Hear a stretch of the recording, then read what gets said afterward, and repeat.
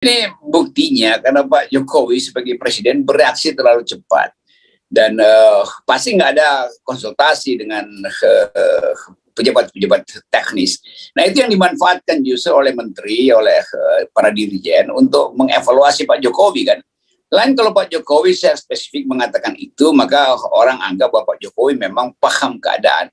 Jadi reaksi yang kacau ini menyebabkan orang juga mengaku berarti Pak Jokowi dari awal nggak tahu dong apa sebetulnya urusan inti dari CPO ini. Dan itu yang terus-menerus dipantau juga oleh investor asing bahwa berbisnis Indonesia itu nggak jelas. Itu presiden minta A, ya menterinya bilang B, dirjanya usul C, maka yang diambil adalah D. Kan kacaunya begitu.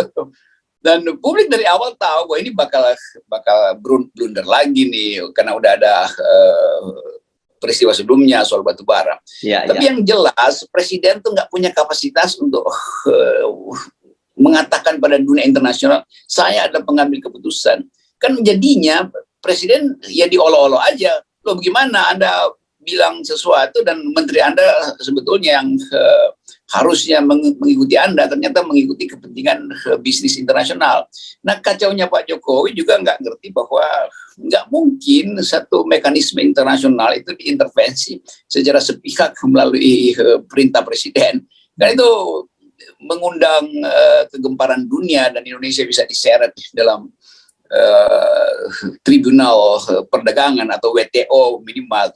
Jadi hal-hal begini yang menunjukkan bahwa orkestrasi itu tidak dipimpin oleh seorang konduktor dan presiden bukan lagi konduktor. Jadi ya ini masalah simpel sebetulnya dan kita udah tahu dari awal bahwa ini 2 hari lagi nih pasti ngaco. Jadi begitulah keadaan di istana.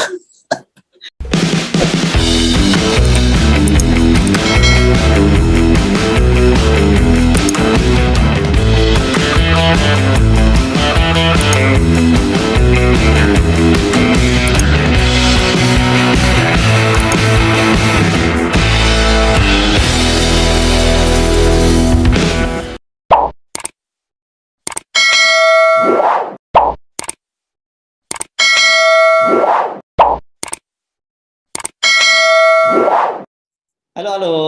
Apa kabar Bung Rocky? Enak nih, lagi nunggu panen pisang. Oke, welcome to the Banana Republic. Atau Banana Country. Ya, itu lagi ramai. Ya, istilah Banana Republik dulu buat menyebut negara-negara Amerika Latin yang ya suka dilecehkan istilah itu, tapi sekarang kita berupaya untuk memperbaiki istilah Banana Republic. Karena ada orang yang akhirnya butuh Banana Republic. Oke. Ya ini memang lagi rame nih soal pertemuan Pak Luhut dengan Elon Musk ya. Dan rame Pak Luhut bawa rombongan semua nih, lihat foto-fotonya pada rapi-rapi pakai jas semua. Tiba-tiba si Elon Musk menemuinya pakai celana jeans gitu dan pakai kaos oblong saja ini. Orang ini ingat gayanya Bung Rocky Gerung nih biasanya yang begini-begini. Ya, banyak orang yang antusias tuh dan merasa bahwa ada sesuatu yang akan diperoleh oleh Indonesia. Tapi ya seringkali kita mesti hati-hati membaca bahasa tubuh orang gitu. Dan saya baca teks di Twitter dari Tesla resmi disebut, ya memang bertemu tapi to discuss apa disebut potential on nickel deal segala macam gitu. Jadi saya kira itu orang diskusi aja di situ dan tentu belum ada sesuatu yang bisa memberi tanda pasti bahwa Elon Musk itu punya keseriusan untuk investasi di Indonesia. Tapi mudah-mudahan bisa. Namun tetap kita mesti anggap bahwa itu adalah bahkan mungkin belum MOU karena dipakai istilah mendiskusikan hal yang potensial. Kira-kira begitu ya, potensial ya potensial aja. Belum manifest. Dan saya takutnya ini bukan error in persona ya, error personanya betul ini Pak Luhut. Soalnya mereka kelihatannya salah menilai dikira Perdana Menteri Indonesia gitu loh, Bung Rocky. Itu kan muncul yang itu yang lagi rame tuh sekarang di status Twitternya Tesla. Ini akhirnya tentu akan ada semacam bisnis intelijen untuk mengetahui apa sebetulnya kedudukan Pak Luhut dan Tesla, tentu dengan gembira berupaya untuk memberitahu bahwa ya memang ada potensi. Tapi kita lihat dulu ya, Anda itu dalam posisi apa, dan dalam politik Indonesia kedudukan Anda itu cukup bonafide atau sekedar sebagai pengusaha yang datang ke situ. Itu yang saya kira mesti dibaca secara hati-hati, karena Amerika punya semacam sistem untuk memantau hubungan antara bisnis dan politik itu. Dan tentu Pak Luhut tetap dipantau oleh para pebisnis Amerika karena ada kasus di Papua melalui perselisihan dengan Haris Azhar. Dan Papua kita tahu itu semacam mungkin secara sinis kita katakan pertaruhan Amerika juga di Indo-Pasifik tuh. Dan soal-soal begituan pasti masuk dalam radar bisnis Tesla tuh. Kan dalam upaya untuk konsolidasi Indo-Pasifik, tentu Papua itu tidak mungkin diabaikan oleh Amerika, dan potensi Papua mengalami semacam dispute dengan Indonesia itu juga dipantau oleh Indonesia. Nah, faktor Pak Luhut di situ juga dengan sendirinya dipantau oleh diplomat-diplomat di sekitar Indo-Pasifik. Jadi nama Pak Luhut pasti akan dievaluasi oleh Tesla. Tentu Tesla, Elon Musk nggak tahu secara sempurna, tapi karena ini investasi yang menyangkut keamanan industri dari Tesla di bidang mobil listrik atau nikel, pasti akan ada yang disebut studi mendalam tentang kedudukan Pak Luhut. Walaupun Pak Luhut tentu mewakili Indonesia, tetapi sekali lagi di bisnis di Asia Pasifik itu selalu akan dilihat oleh Amerika juga dalam upaya untuk konsolidasi politik itu kira-kira. Karena ada ketegangan antara Amerika dan Cina, Amerika dan Rusia. Jadi harus lihat dalam paket itu. Lain kalau kita dalam keadaan normal, global politik lagi turbulen, maka kehati-hatian pasti masuk dalam radar Tesla. Ya, makanya itu jadi pertanyaan serius gitu. Mereka ini cuma bercanda nyebut Pak Luhut Perdana Menteri gitu karena suka membaca status Twitternya dari netizen Indonesia. Atau dia benar-benar salah maaf, atau gini, ada kesimpulannya dia nggak terlampau ngerti urusan dengan siapa gitu. Itu kan itu berbahaya juga dari sisi bisnis seperti itu. Ya, justru itu kita menduga kalau itu tidak mengerti artinya belum ada keseriusan kan. Mestinya betul supaya tidak error in persona, maka Tesla ingin tahu siapa Pak Luhut. Kalau itu semacam sinisme, itu juga berbahaya karena diolok-olok oleh luar negeri. Wah, ini kita lagi ketemu dengan orang yang jabatannya banyak betul, dan karena jabatannya banyak yang dianggap sebagai Perdana Menteri. Agak ajaib kalau Tesla nggak tahu bahwa Indonesia itu sistemnya presidensial. Jadi soal-soal semacam itu yang berbalik menjadi mungkin di kalangan diplomatik saling kirim WA sekarang itu, Pak Luhut ini loh jabatannya tuh, dan Amerika kemudian kasih sinyal pada Tesla bahwa hati-hati, kira-kira begitu, karena ini dunia di mana bisnis itu akan terkait dengan dictation on human rights itu. Jadi baru-baru ini, baru seminggu lalu Amerika mengevaluasi Indonesia, terutama Papua yang laporannya detail.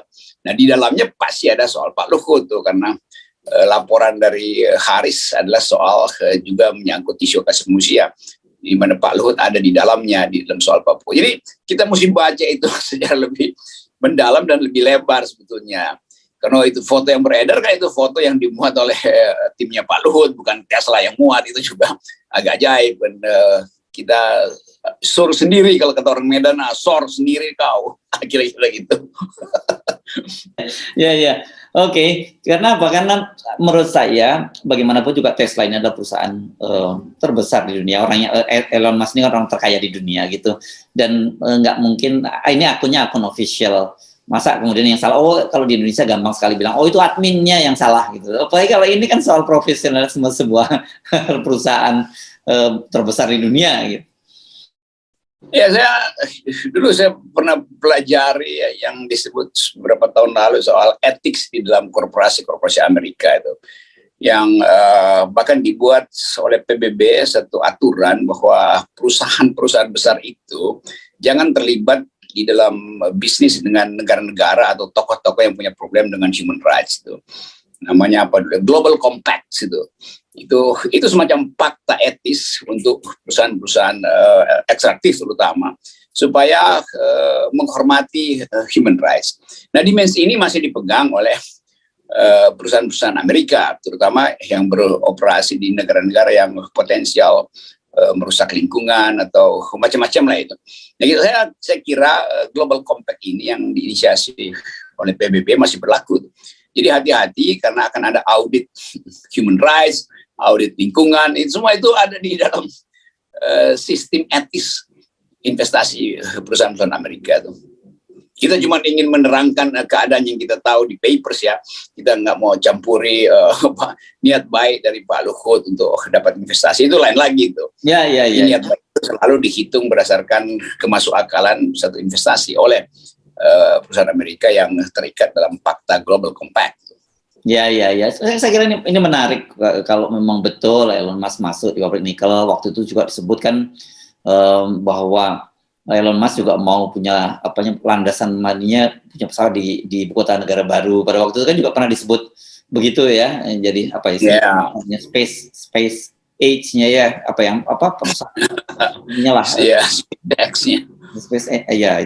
Itu ada di situ. Nah, ini tentu saja kita selama ini, nah ini yang menurut saya jadi menarik karena kelihatannya apapun sekarang yang dikatakan oleh pemerintah itu, oleh para netizen itu sudah jadi diolok-olok saja gitu. Nah, ini kan yang kita sebut sebagai public distrust dari pemerintah.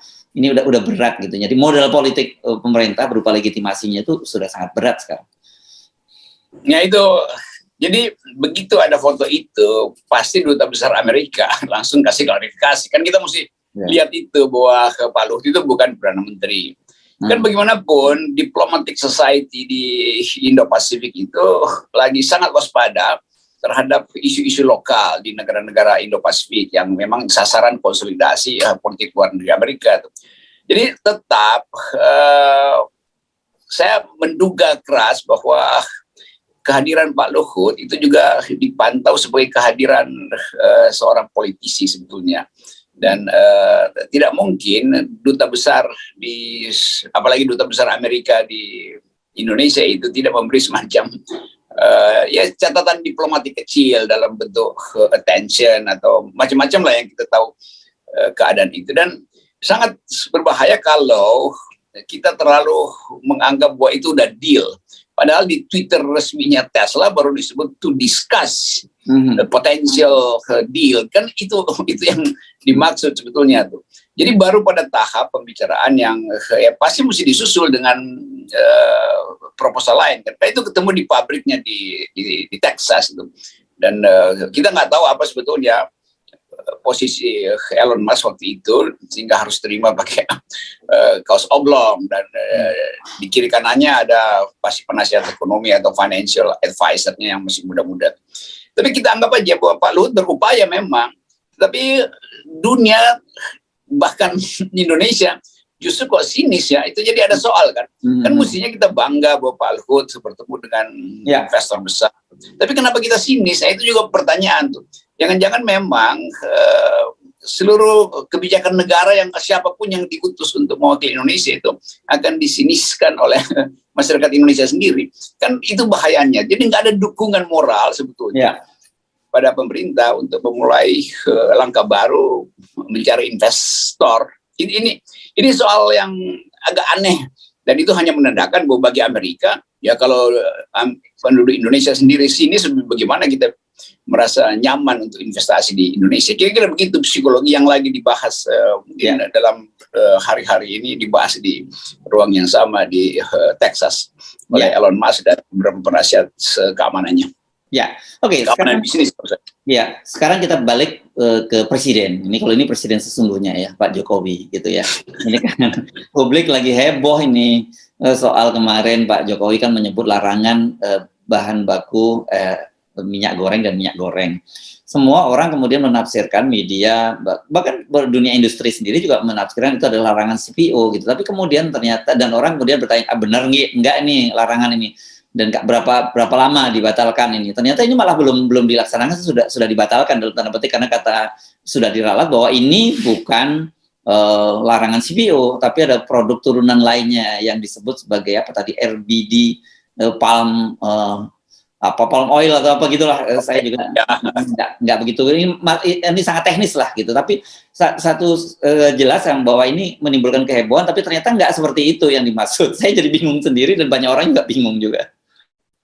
Ini buktinya karena Pak Jokowi sebagai presiden bereaksi terlalu cepat dan pasti nggak ada konsultasi dengan pejabat-pejabat teknis. Nah, itu yang dimanfaatkan justru oleh menteri, oleh para dirjen untuk mengevaluasi Pak Jokowi kan.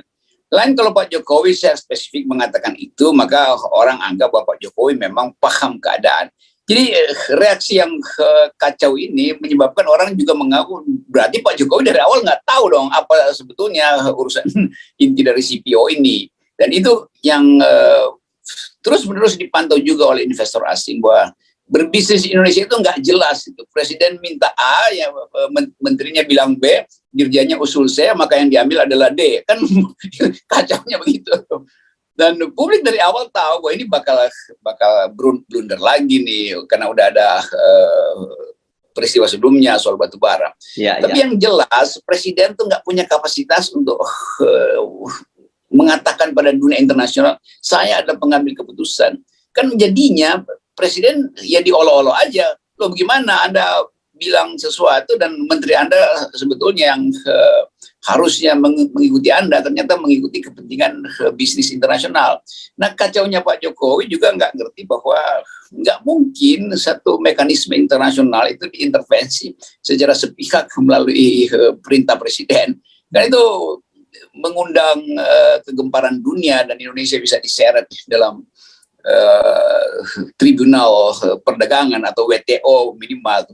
Jadi hal-hal begini yang menunjukkan bahwa orkestrasi itu tidak dipimpin oleh seorang konduktor dan presiden bukan lagi konduktor. Jadi ya ini masalah simpel sebetulnya dan kita udah tahu dari awal bahwa ini 2 hari lagi nih pasti ngaco. Jadi begitulah keadaan di istana. Ya, jadi apa yang bisa kita simpulkan sementara ini? Sebenarnya para menteri, terus para dirjen dan sebagainya, rekomendasinya berbeda dengan apa yang dipikirkan oleh Pak Jokowi, dan Pak Jokowi punya agenda sendiri.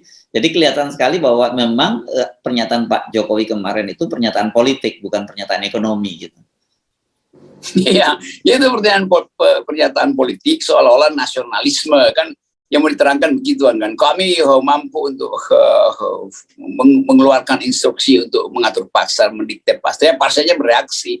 Nah, reaksi pasar itu yang dihitung oleh menteri-menteri teknis, karena menteri teknis ini bahkan dirjanya tahu apa akibatnya kalau itu dijalankan. Ini semacam dokter yang kasih obat generik, lalu apotekernya tulis kasih obat yang sama generiknya, tapi fungsinya lain gitu. Lalu kaget, oh dikasih obat ini. Ya memang begitu, presidennya cuma kasih sinyal generiknya tuh. Nah, ini soal kita dalam beda dengan zaman Pak Harto, secara teknokratik diputuskan di sidang kabinet, maka seluruhnya selesai itu satu paket. Demikian juga zaman Pak SBY juga begitu. Jadi nggak mungkin presiden itu dipermalukan. Ini kan artinya Pak Jokowi dipermalukan karena dia apalagi kalau bukan disebut membalelo, menterinya kok membalelo, bahkan dirjanya memberi usulan yang presiden mungkin kaget-kaget kok lainnya yang dia bayangkan. Nah, sekarang presiden mungkin akan baca di koran, loh saya minta A kenapa dibikin B? Atau memang presiden nggak ngerti, jadi dia bilang nggak ada bilangnya ABCD itu. Oke, kan saya mau bayangkan begini, kalau dari sisi komunikasi yang namanya presiden itu mestinya konsepnya last resort gitu ya. Jadi dirjen yang mengumumkan, kalau salah itu ada menteri yang mengkoreksi, kemudian kalau menteri yang salah ada yang koreksi presiden. Kalau di kita kan jadi kebalik ini kan gitu. Kan berkali-kali kejadian ucapan presiden dikoreksi oleh menterinya tuh. Ya mungkin udah selusin kali lah, yang kecil-kecil juga begitu. Karena presiden nggak di backup oleh satu ya tadi sistem komunikasi yang memungkinkan dia paham keadaan. Lain kalau presiden mengerti betul apa disebut bisnis CPO dan dia tahu hal-hal teknis itu dari laporan Kementerian Teknis, Dirjen Perkebunan kayak brief presiden tuh, Dirjen Perdagangan Luar Negeri. Tapi karena presiden terdesak dengan opini publik dan dia ingin menyelamatkan reputasinya, maka dia bereaksi lebih dulu dan lebih besar dan lebih salah gitu kan. Kan ini soalnya. Jadi ini menunjukkan presiden memang panik waktu itu, dan saya menganggap karena udah menyangkut nama-nama yang makin lama makin dekat dengan keluarga presiden, maka presiden keluarin semacam peluru emas. Ternyata pelurunya kosong juga, cuman sepuhan doang emasnya tuh. Oke. Jadi ini ada bahayanya loh ya, yang saya kira kalau setiap kali terjadi semacam ini, dan yang gede-gede ini 2 kali lah, dan ini terjadi dalam 2 bulan terakhir, 3 bulan lah, karena larangan batu bara itu kan pada bulan Januari, sekarang larangan ekspor CPO ini pada bulan April. Jadi dalam waktu tentang 3 bulan ada 2 kebijakan presiden yang diralat oleh bawahannya. Ini bahayanya kan nanti kalau ada yang serius sekali jabatan kebijakan presiden dan kemudian orang semua nggak percaya. Ini kan bahaya, Bung Rocky. Saya selalu mengingatkan begini nih. Dulu waktu kita kecil kita kan pernah diceritain tentang anak gembala gitu dengan serigala. Yang anak gembala ini suka ngerjain orang kampung, setiap kali dia teriak-teriak ada serigala, orang berdatangan, ternyata nggak ada serigalanya. Nah berkali-kali begitu. Nah suatu kali tiba-tiba betul-betul ada serigala dan ketika dia teriak-teriak orang kampung nggak percaya. Ya, akhirnya bukan hanya gembalanya yang diterkam, tapi dia sendiri juga diterkam oleh serigala. Ini kan bahaya nih, Bung Rufi. Itu yang menyebabkan mahasiswa sampai sekarang nggak percaya bahwa 3 periode itu udah selesai, dan tetap aja juru bicara presiden nggak mungkin. Jadi semua kebijakan presiden yang berlandaskan pada kepercayaan publik itu udah hilang.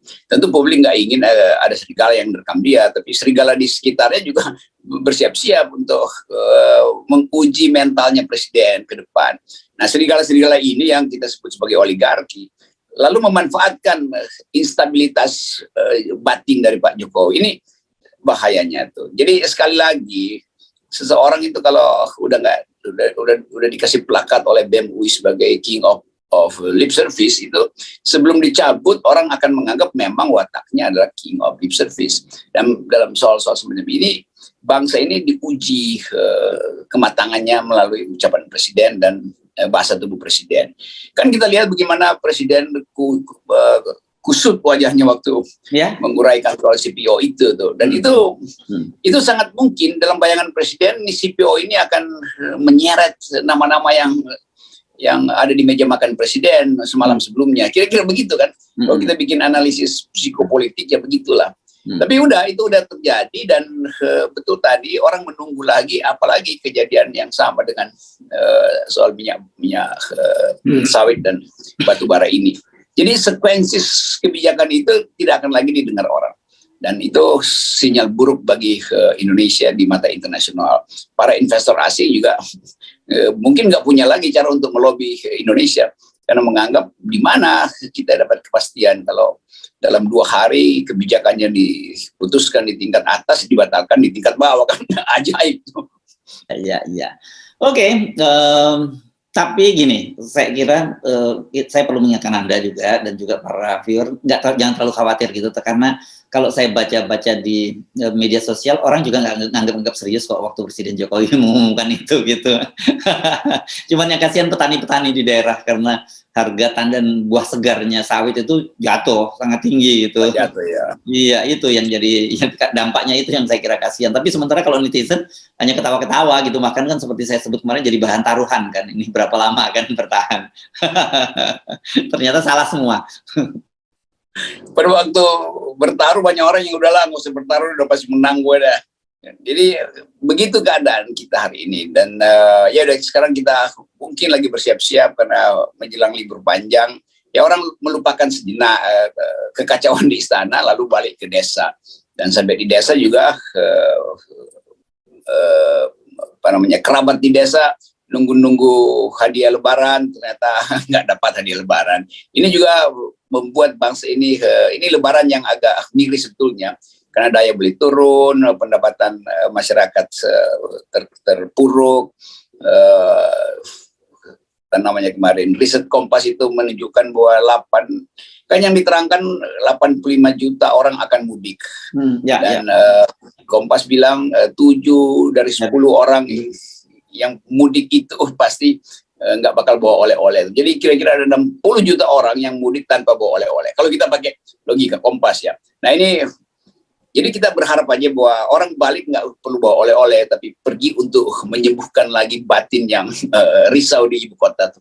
Nah, kalau balik ke ibu kota dalam keadaan masih kacau juga, potensi ketidakstabilan politik akan berlanjut.